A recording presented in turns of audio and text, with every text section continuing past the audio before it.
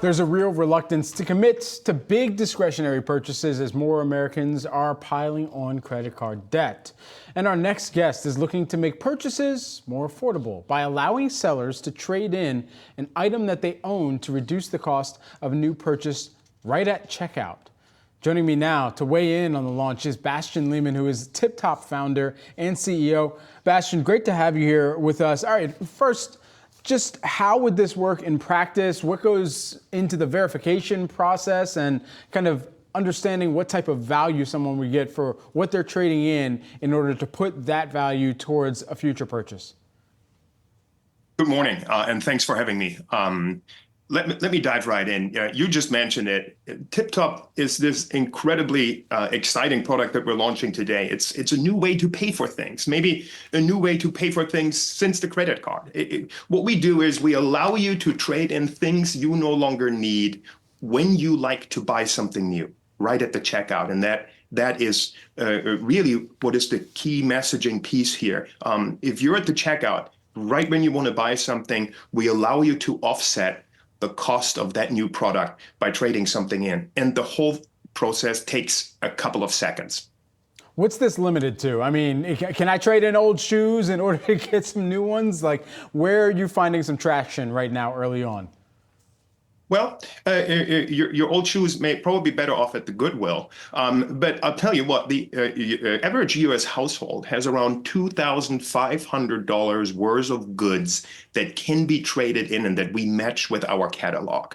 There's around 50,000 products and growing that we have in our catalog, and that accounts to around $280 billion worth of goods in US households. So I think about it as a bank account that American customers don't know they have, and we give them access to it. What is the strategy here for Tiptop? How does Tiptop see its revenue model, its profit model even going forward? We want to offer this incredible superpower to the customers, and we won't charge them. We charge a modest fee to the merchants that participate and that integrate Tiptop on the checkout.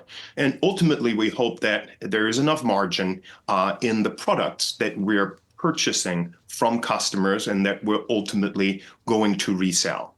Certainly. This is a tough capital environment.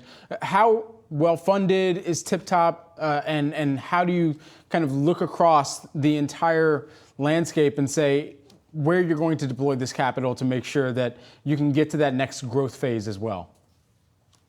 We're a very small team. We're only around 14 people, very engineering heavy. And we're focusing right now exclusively on the customer experience. We want to get something out there, and we believe we did get something out there that customers love and that customers love to use. When you launch a company and when you run a startup, your biggest job really is to test a bunch of hypotheses in really fast order.